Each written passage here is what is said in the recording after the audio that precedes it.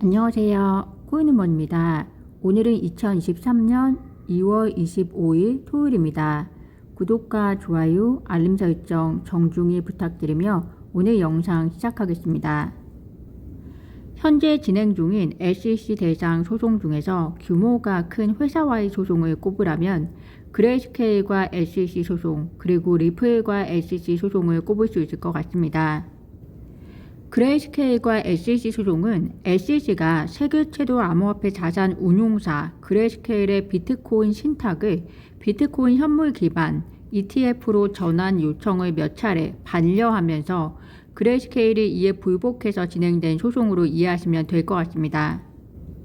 그레이스케일의 입장은 비트코인 현물 기반 ETF는 투자자에게 가장 친숙하고 접근성 있는 제품으로서 이를 통해서 투자자는 오히려 보호받을 수 있는데 SEC의 승인 반려를 이해할 수 없다라는 입장이고요. 신탁과 현물 기반 ETF를 승인하는 기준이 SEC가 일관적이지 않은 것에 대해서 이번 소송에서 만약에라도 SEC에 패소하게 되면 항소도 불사하겠다는 입장입니다. 현재 해당 소송의 구두 변론이 3월 초중에 진행이 될 예정이기 때문에 얼마 남지 않았는데요. 얼마 전 기사에서는 현재 그레이스케일의 입장이 유리하고 대법원까지 갈 경우에는 그레이스케일의 승소의 확률이 더 높다라는 평가가 있었습니다. 이런 그레이스케일의 케이스와 그리고 리플 SEC 소송 그 어떤 것도 중요하지 않은 것은 없을 겁니다.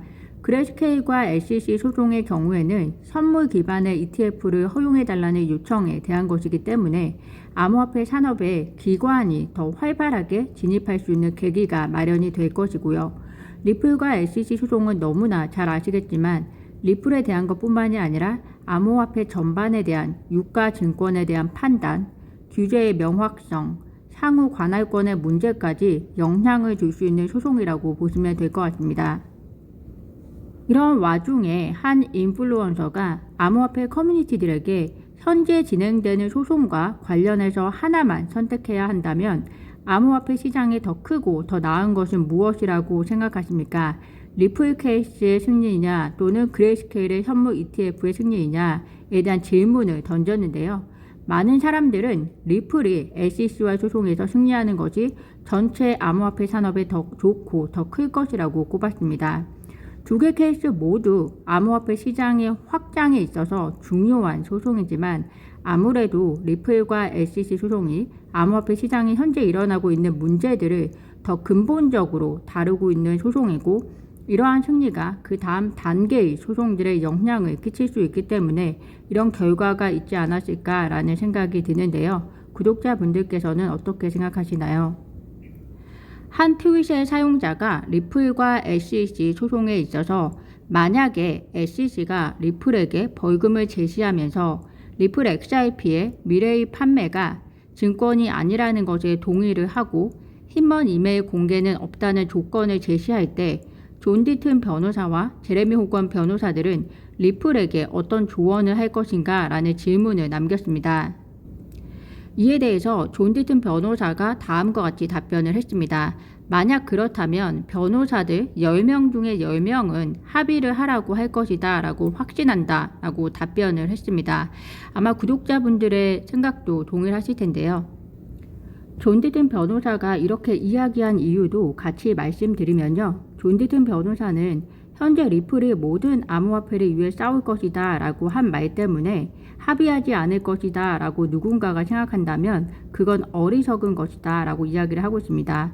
위의 시나리오에서 리플 CEO 브래드 갈링하우스 그리고 리플 법률 고문 알데 루티 그리고 리플 이사회는 주주들을 고려해야 하고 만약 그들이 화해하지 않고 패소했다면 리플은 10년 동안 소송 중이었을 것이다 라고 이야기를 하면서 당연히 변호사 입장에서도 구독자분들과 동일하게 그러한 조건의 합의 요청이 오면 리플은 리플이라는 전체 회사를 생각을 해서 합의를 해야 한다고 이야기를 하고 있습니다.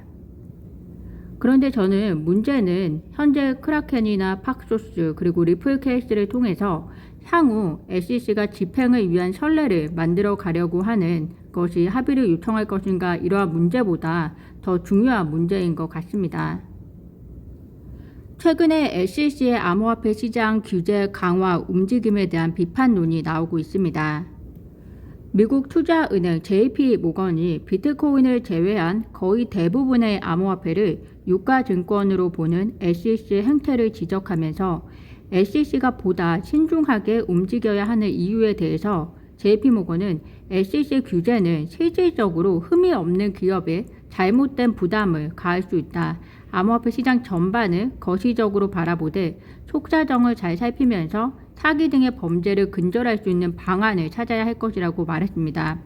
어떻게 보면 리플 XRP의 현재와 미래의 판매에 대해서도 그렇지 않은가라는 생각이 드는데요. 소송이 시작될 거라는 2020년 말부터 시작을 해서 현재까지 리플에 대한 잘못된 부담은 결국 리플 홀더분들에게도 전가되는 이러한 현상에 대해서 진정한 투자자 보호를 위한 거라면 암호화폐 유가증권을 취급을 하는 등 납득이 어려울 정도의 과한 규제가 능사는 아니다라는 JP모건의 입장이 될 수 있을까 합니다. 한 트윗 사용자가 거의 모든 토큰은 명백히 증권이고 그렇지 않은 척하는 CEO들을 멍청해 보인다라고 어떻게 보면 리플을 겨냥한 발언을 했는데요. 이에 대해서 리플 커뮤니티 대표 존 디튼 변호사가 다음과 같이 답변을 했는데요. 우리가 리플과 SEC 소송에 있어서 단순히 리플 홀더이기 때문이 아니라 리플 XRP를 잘 이해하고 그렇기 때문에 리플을 지지하는 이유가 무엇인지 정리하는 데 도움이 되실 것 같아 공유를 드립니다. 존 디튼 변호사는 일단 그 트윗 사용자의 언급에 대해서 사실이 아니다 라고 답변을 시작을 했고요. 토큰 자체는 소프트웨어 코드에 불과한데 토큰은 다른 상품이나 자산과 마찬가지로 포장, 마케팅, 제공 및 판매가 가능하다라고 이야기를 하고 있습니다. 그리고 투자 계약이라는 용어는 결코 이렇게 토큰과 같은 기초 자산에 관한 것이 아니라 기초 자산의 제공과 판매를 둘러싼 상황에 관한 것인데 텔레그램에서 카스텔 판사는 그램 토큰 자체는 증권이 아니라는 것을 매우 분명히 했다라고 이야기를 하고 있고요. 빌 힐먼 역시 그 유명한 연설에서 디지털 자산 자체는 단순한 코드라고 이야기를 했는데요. 그는 하위 테스트의 유래였던 해당 오렌지 숲과 같이 토큰이나 코인, 디지털 정보 패킷이라고 불리는 것 자체는 증권이 아니다라고 이야기했던 것을 이야기를 해주고 있습니다. 또한 뉴욕 암호화폐 변호사의 기사를 보면 역시 투자 계약 거래의 대상이 되는 기초 자산을 그 자체로 투자 계약이라고 판결한 항소 법원이 없으며 해당 자산의 후속 양도가 증권 거래라고 판단한 연방 판례가 없다는 것을 보여주고 있기 때문에 이러한 토큰에 대한 정의와 사례를 비추어 봐서 토큰이 반드시 증권이 아니다라고 말할 수 있다라고 주장을 하고 있습니다. 또한 암호화폐 시장 안에는 암호화폐의 장점을 악이용하는 나쁜 행위자들이 많이 있지만 SEC는 그러한 나쁜 행위자들로부터 투자자들을 보호하는 대신에 SEC 자체가 암호화폐의 최악의 행위자들 중 하나가 되었다라고 이야기하면서 매우 논리적으로 반박을 하고 있는 점은 참고해 주시면 좋을 것 같습니다.